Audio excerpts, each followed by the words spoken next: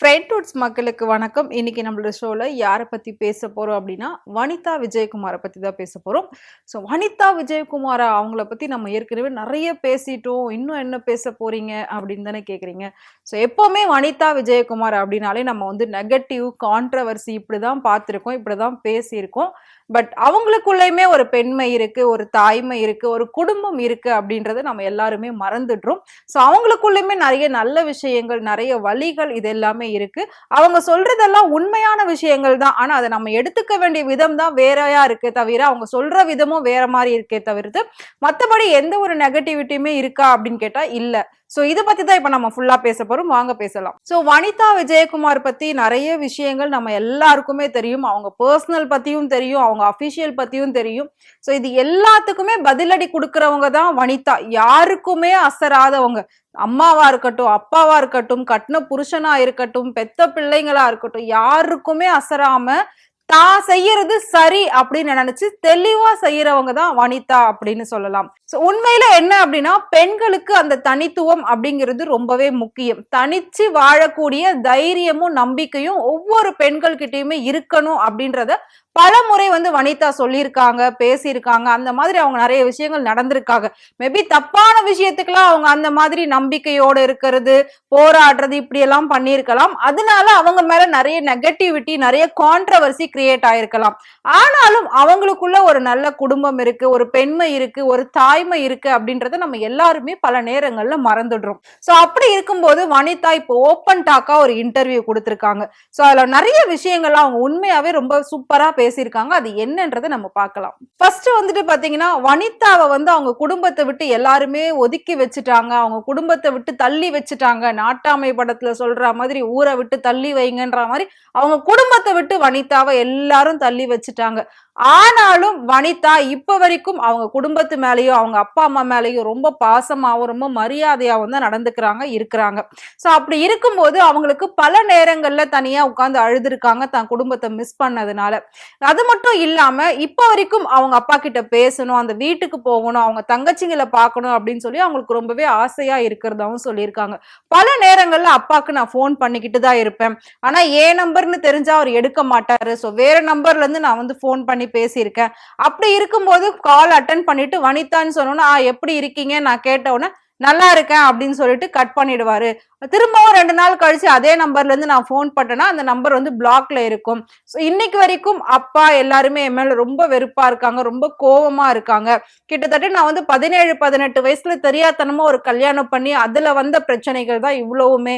So அதே மாதிரி யாரும் அந்த தப்ப பண்ணாதீங்க. ரொம்ப சின்ன வயசுல எதுவுமே இளம் புரியாத ஒரு வயசு அப்படின்னு சொல்லுவாங்க. சோ அந்த மாதிரி இருக்கக்கூடிய வயசுல நீங்க கல்யாணம் பண்ணிக்கிட்டு எதுவுமே புரியாம நடந்துக்காதீங்க, வாழாதீங்க அப்படின்ற மாதிரி சொல்லியிருக்காங்க. சோ குடும்பத்தை நான் ரொம்பவே மிஸ் பண்றேன். என் அப்பா கிட்ட எப்படியாச்சும் நான் போய் ஒரு நாளாவது பேசணும், நேர்ல அவரை பார்க்கணும், அவரை ஒரு ஹக் பண்ணணும்னு நினைச்சுக்கிட்டு இருக்கேன். ஆனா எனக்கு அதுக்கான வாய்ப்பு கிடைக்குமான்னு தெரியல. கண்டிப்பா அது ஒரு நாள் நடக்கும்ன்ற ஒரு நம்பிக்கையோட தான் நான் இந்த உலகத்துல வாழ்ந்துட்டு இருக்கேன் அப்படின்னு சொல்லியிருக்காங்க.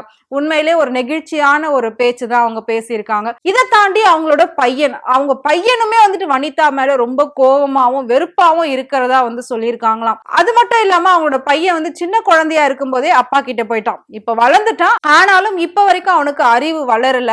அம்மா என்ன அப்பா என்னன்றது அவனுக்கு புரிஞ்சிக்க முடியல. இப்போ அவன் வளர்ந்துட்டு ஆக்டிங்க்கு நிறைய ப்ராசஸ் எல்லாம் பண்ணிக்கிட்டு இருக்காரு, நிறைய ஒர்க் அவுட் எல்லாம் பண்ணிட்டு இருக்காரு அப்படின்னு சொல்லி நான் கேள்விப்பட்டுட்டு இருக்கேன். சோ கூடிய சீக்கிரமே சினிமா ஒரு புது ஹீரோவை பார்க்க போது அதுக்காக நான் பிரேயர் பண்ணணும். சோ அந்த ஒர்க்குமே எனக்கு இருக்கு. என் பையன் என்ன வெறுத்தாலும் அவனோட அம்மா நான் தான், அது என்னைக்கும் மாற போறது கிடையாது.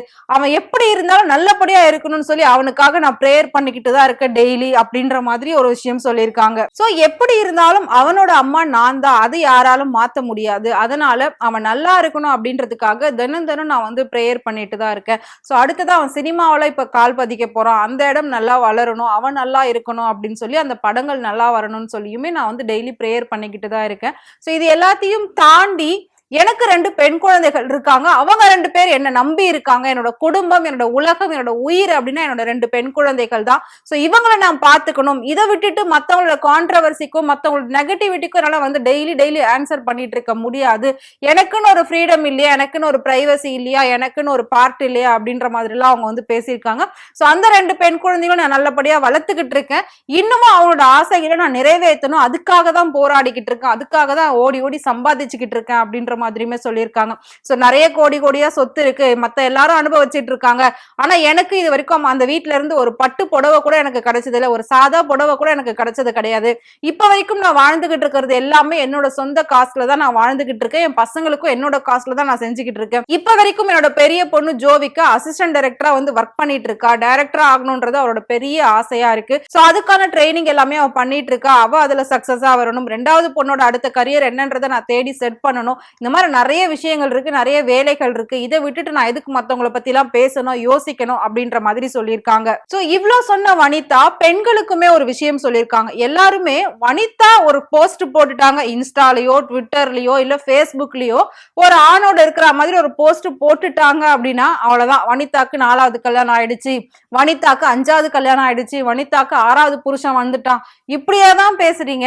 அப்படி நான் கல்யாணம் பண்ணிக்கணும்னு நினைச்சு ஒரு ஸ்டெப் எடுத்து வைக்கும் போது வனிதா வந்து புருஷன் இல்லாம இருக்க மாட்டாங்க, வனிதா வந்துட்டு செக்ஸ் இல்லாம இருக்க மாட்டாங்க, அதனாலதான் அவங்க இப்படி மேல மேல எல்லா ஆண்களையும் கல்யாணம் பண்ணிக்கிட்டே இருக்காங்க லைனா அப்படின்ற மாதிரி எல்லாம் பேசுறாங்க. கொஞ்சமாவது அறிவு இருக்கா உங்களுக்கு எல்லாம்? கொஞ்சமாவது நீங்களா யோசிக்க மாட்டீங்களா? செக்ஸ் அப்படிங்கிறது யார் வேணாலும் யாருக்கிட்டனாலும் வச்சுக்கலாம். அது எப்ப வேணாலும் எங்க வேணாலும் ஈஸியா இப்ப கிடைக்குது. அது ஒண்ணும் அவ்வளவு பெரிய விஷயம் கிடையாது. அதை தாண்டி ஒரு பெண்ணுக்கு என்ன வேணும் அப்படின்னா கண்டிப்பா வாழ்க்கை துணை வேணும். கணவரா ஒருத்தர் கூடவே இருக்கணும்.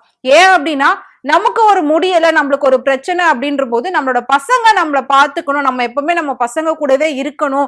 அவங்கதான் ஃபுல் அண்ட் ஃபுல் நம்மளை பாத்துக்க போறாங்கன்ற மாதிரி நம்ம மைண்ட் செட்ல அவங்களையும் நம்மளையும் நம்ம ரெடி பண்ணிக்கிட்டோம் அப்படின்னா அவங்களோட வாழ்க்கையை நம்ம வாழ விடாத மாதிரி ஆயிடும். அவங்களோட கையை நம்ம பிடிச்சு வச்சிருக்க மாதிரி ஆயிடும். சோ அவங்களுக்கான ஃப்ரீடம், அவங்களுக்கான பிரைவசி இல்லாம போயிடும். இதனால அவங்களோட வாழ்க்கை பாதிக்கப்படும். ஏன் அப்படின்னா நம்ம அம்மா அப்பாவை பாத்துக்கணும்ன்ற இந்த பொறுப்புலே அவங்களோட என்ஜாய்மெண்ட் அவங்க பண்ணாம விட்டுருவாங்க. சோ நம்மளோட பசங்களை எப்பவுமே நம்ம கஷ்டப்படுத்தக்கூடாது. அவங்களுக்குன்னு ஒரு லைஃப் நாம செட்டில் பண்ணி கொடுக்கணும். அதுல அவங்க ஹாப்பியா இருக்கணும். அதை பார்த்து நாம சந்தோஷப்படணும். அதுக்கு எனக்கு வந்து கணவர் வேணும். என் கணவர் இருந்தா அவர் என்ன பாத்துக்க போறாரு. சோ நாங்க 2 பேர் ஒருத்தருக்கு ஒருத்தர் துணையா இருக்க போறோம். பசங்களை நாங்க 2 பேரும் சேர்ந்து பார்க்க போறோம். அப்படி இருக்கும்போது ஒரு பெண்ணுக்கு கணவன் வேணும் அப்படின்றதுனாலதான் கண்டிப்பா வந்து கல்யாணம் பண்றாங்களே தவிர செக்ஸுக்காக யாரும் கல்யாணம் பண்றது கிடையாது. அது வேற இது வேற. பேசுறவங்க எல்லாம் படிச்சிருக்காங்களா இல்லையா, முட்டாள் மாதிரி ஏன் இப்படி பேசுறாங்க, அதுவும் இந்த காலத்துல போய் ஏன் இப்படி பேசிக்கிட்டு இருக்காங்க அப்படின்ற மாதிரி வனிதா ஓப்பன் டாக்கா ஒரு விஷயம் சொல்லியிருக்காங்க. உண்மையிலே 100% அவங்க சொன்ன விஷயம் கரெக்ட் தான். ஒரு பெண்ணுக்கு ஆண் துணை வேணும். ஆனா ஆண் துணை இல்லாமையும் நிறைய பெண்கள் வந்து சாதிச்சுக்கிட்டு இருக்காங்க, நிறைய பெண்கள் வாழ்ந்துகிட்டு இருக்காங்க, நிறைய பெண்கள் போராட்டத்தை தாண்டி வந்துகிட்டு இருக்காங்க இப்ப வரைக்கும் அப்படின்னு சொல்லலாம். சோ இருந்தாலும் ஒரு காலகட்டத்துல முடியல அப்படின்றப்போ ஒரு பெண் இன்னொரு பெண்ணால தூக்கிட்டு போக முடியாது இல்லையா? அப்படி இருக்கும்போது அதுக்காவது கண்டிப்பா ஆண் வேணும். இவ்வளவு ஏன் நம்ம செத்ததுக்கு அப்புறம் பெண்களா வந்து நம்மள தூக்குறாங்க, 4 ஆண்கள் தானே வந்து தூக்குறாங்க. அப்படி இருக்கிறப்போ ஒரு ஆண் துணை வேணும்னு நினைச்சு கல்யாணம் பண்ணிக்கிறதுல தப்பு இல்லையே.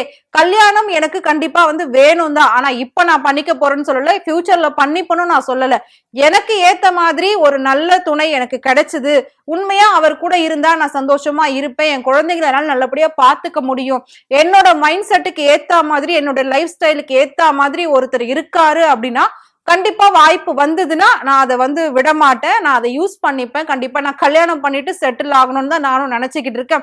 எனக்கு ஒன்னும் ஆசை கிடையாது இப்படி எல்லாம் தனியா சுத்திக்கிட்டு இருக்கணும், மத்தவங்க கிட்ட எல்லாம் இப்படி பேச்சு வாங்கிக்கிட்டு இருக்கணும், ஏச்சு வாங்கிட்டு இருக்கணும்னு எனக்கு ஒன்னும் அவசியம் கிடையாது அப்படின்ற மாதிரியுமே வனிதா சொல்லியிருக்காங்க.